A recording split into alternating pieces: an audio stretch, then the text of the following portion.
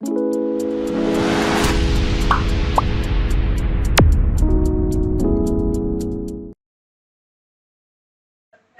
बच्चों, कैसे हो आप सभी लोग। आप सभी लोग को बहुत बहुत गुड मॉर्निंग। आज हम लोग इफेक्टिव न्यूक्लियर चार्ज के बारे में पढ़ने वाले हैं।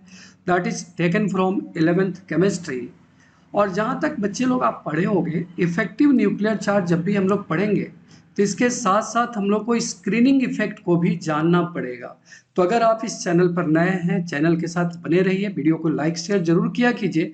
आज आपको हम effective nuclear charge, screening effect के बारे में ईच एंड एवरीथिंग आपको समझाने वाले हैं। तो बच्चे लोग आप फटाफट मेरे को बता देना कि जब कभी आप एटम लेते हो तो एटम के अंदर आपको क्या क्या मिल सकता है। बच्चे लोग, एटम के अंदर आपको प्रोटॉन मिलेगा, प्रोटॉन के साथ क्या मिलेगा, इलेक्ट्रॉन्स मिलेगा।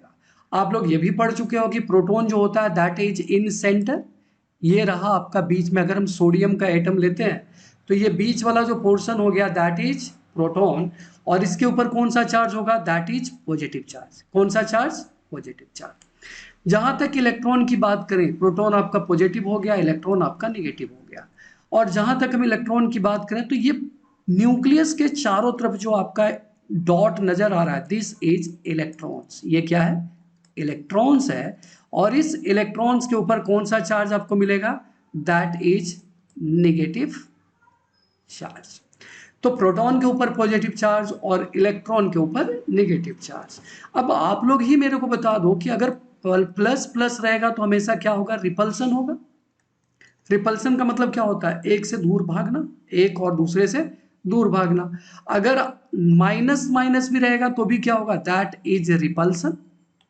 लेकिन अगर प्लस और माइनस रहे या माइनस प्लस रहे तो उस केस में क्या होगा, दैट इज अट्रैक्शन।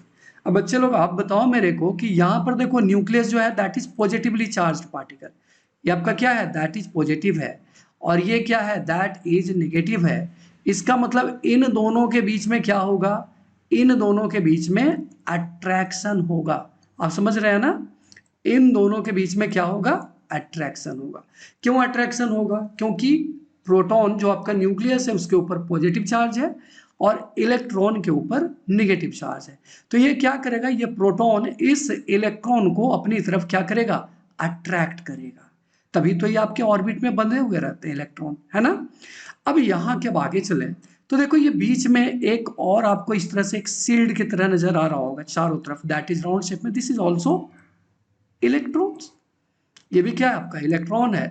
और इसके ऊपर भी कौन सा चार्ज होगा, दैट इज नेगेटिव चार्ज।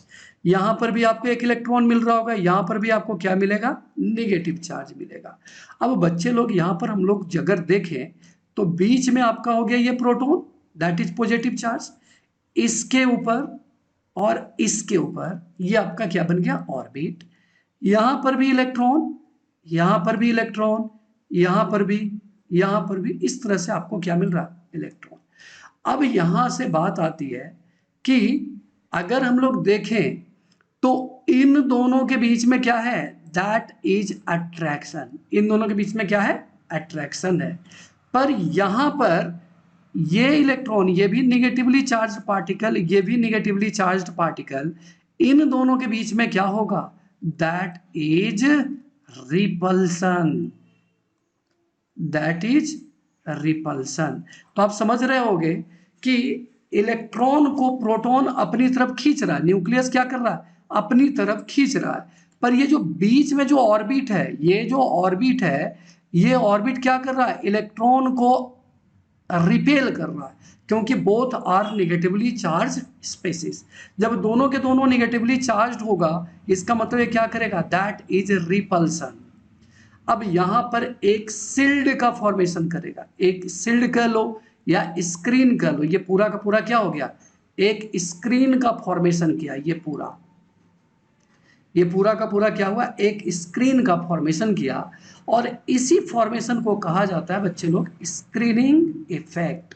समझ में आ गया होगा आप लोगों को, इसी को क्या कहते हैं हम लोग, दैट इज स्क्रीनिंग इफेक्ट।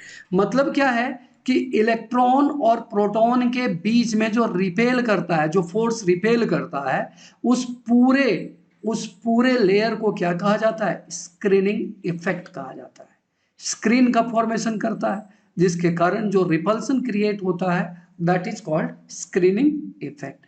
अब आप ये समझ गए होंगे, इसके बाद हम लोग समझेंगे इफेक्टिव न्यूक्लियर चार्ज। तो यहां पर इफेक्टिव न्यूक्लियर चार्ज समझ लेते हैं।